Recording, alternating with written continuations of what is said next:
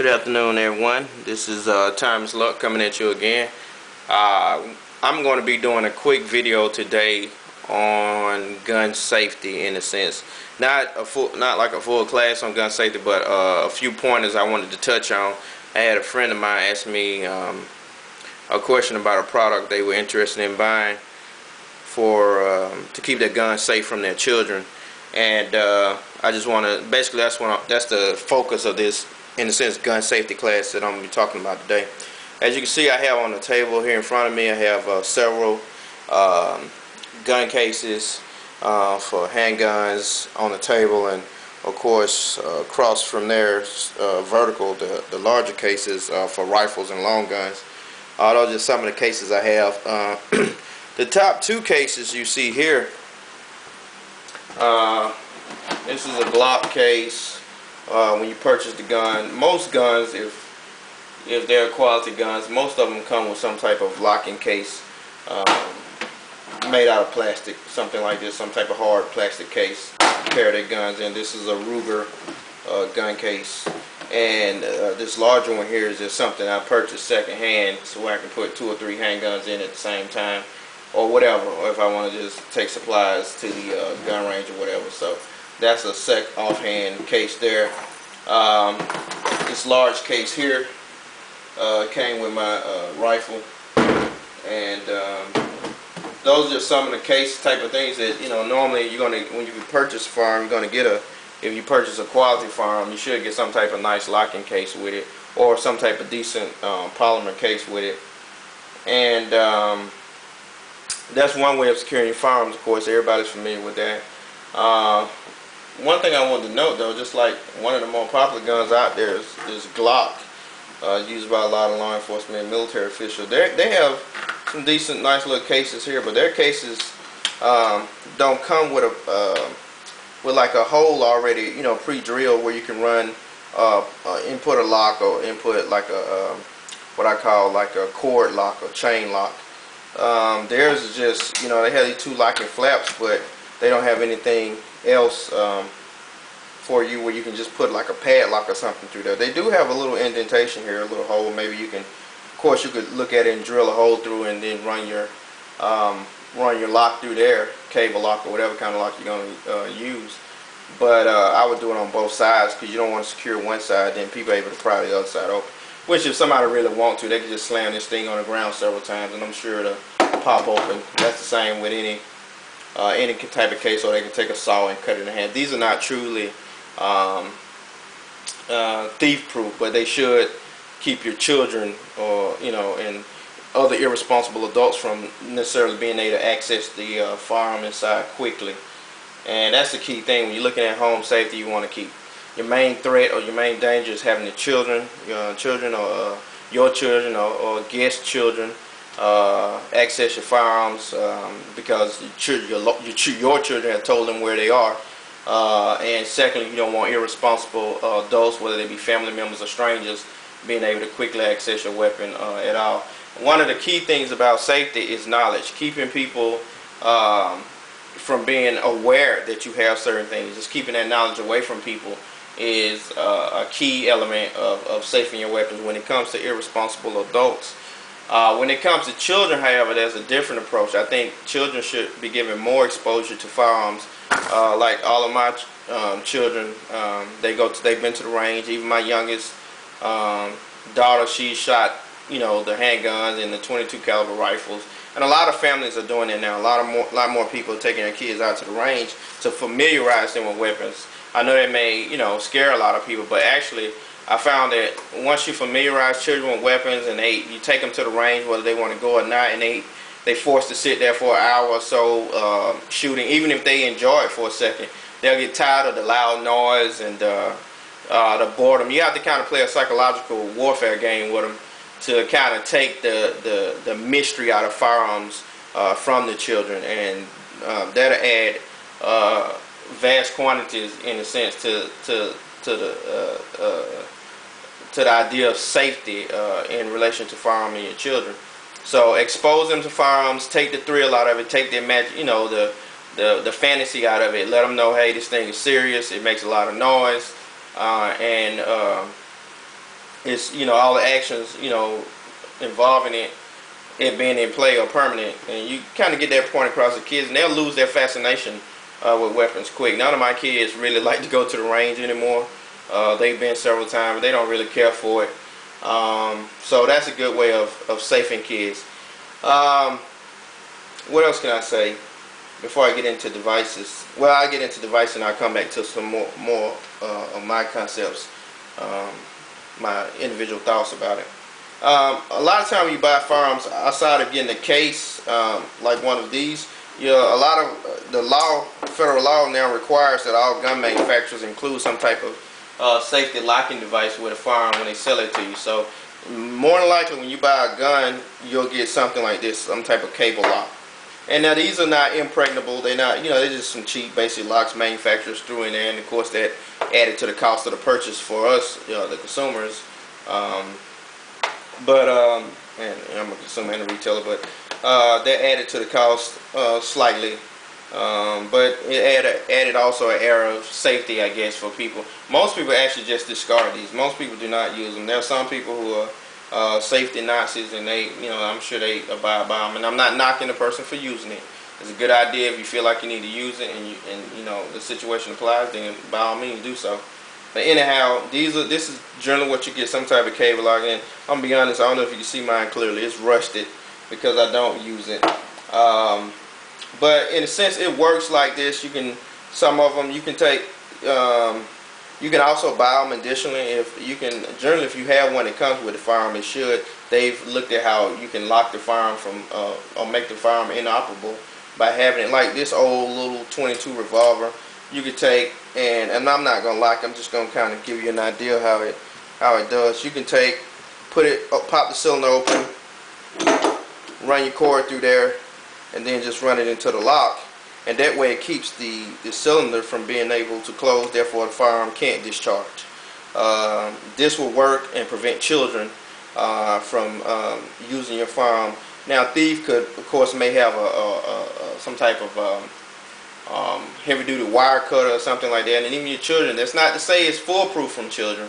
They work with it long enough, they may be able to pry it. But inside this plastic casing is a steel cable, so you can't just cut it with scissors or anything like that. So it's a good thing to have, and like I say, you can run it in conjunction with another cable lock and secure your weapons in different ways. Some of them, this is a semi-automatic Glock 45.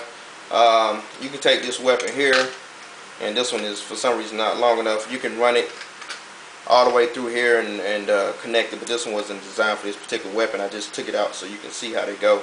But you can lock the slide back and keep the weapon from being accessible like this. These little cable locks, if you want to buy one in addition to the one that came, they're normally like $5, I think, something like that. They're pretty cheap. But you can come up with different ways to run them through your gun. You can run them through the barrel and all that kind of stuff. But that's just one way of securing your firearm with a device. What you see here, this is just a chamber flag. This goes into rifles. That's not so much as a safety, permanent crime prevention or operation type safety, but it will. Let me see. I'm gonna take the rifle here, my 308. Lock it for you. What this does is, this is a different type of safety. When you're on the range, you want to make sure your chamber is clear. That's what this is for. I'm gonna drop it. 1 second. I don't want to drop it too hard.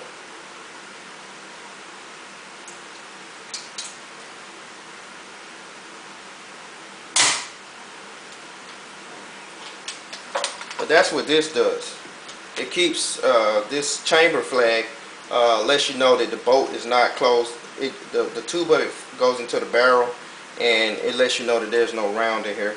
That's just an extra mean of verifying that your weapon cannot fire.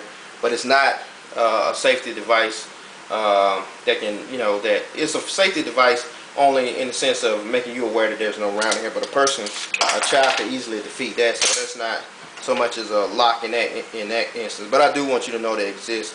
A good thing to have when you're out on the range and you're shooting and stuff like that. You want to make sure if you've got whether you cleared the chamber or not. Every time you finish shooting, just go ahead and put a chamber flag in there, and that'll add volumes to your safety. A lot of pistols too. I don't have any examples here. I've had some before, but a lot of guns like Taurus, even Remington rifles, and a lot of manufacturers are making guns now that come with internal safeties. I don't necessarily, I don't particularly subscribe to that, but I mean, for people who are novices and new to shooting, it's it's a good thing to have. But they'll come with something like this. This is actually a key to a Remington 700 rifle that I have. Oops, that's me being clumsy. Sorry about that, people. But this actually, you just put it in the back of into the boat and just turn it, and it'll lock the boat where the boat won't fire. Now this is actually a good deal. I actually like. Let me correct myself. I don't like handguns and things like that that come with keys and little like devices like that where you can lock it. But I do like it on rifles where you have heavy guns, because it's you don't use them as much, you don't carry them as much, and generally the idea just sits better with me than having it on my handgun, which I may use which I carry all the time, and I don't want to make the mistake of having it locked when I need it. And that's another key aspect of safety. You don't want to safe. You got to come up with a plan personally for you. I can tell you a lot of different things. Different people can tell you different things, but you got to look at what are the dangers in your household and assess your household, assess your children, assess your daily, going and comings, and decide what's best for you. You don't want to safe a weapon to the point where you need it, you under stress, you make a mistake and can't take the safety off, or can't take the lock off, and then you can't use it, and then now you get taken out with a locked weapon. So that's something you have to kind of science out for yourself. But it's important. One of the things you can do too is when you're dealing with children, after you expose it to them, or if you don't feel comfortable exposing your children to firearms for some reason, the key thing is to keep it out of their reach. That's the key thing. Buy a cheap safe. I don't care, from Walmart or something for $100, and just keep the firearms out of their reach when it comes to children and like I say, irresponsible adults or uncertain adults who may be in your household. Just keep it out of reach. That's the key thing.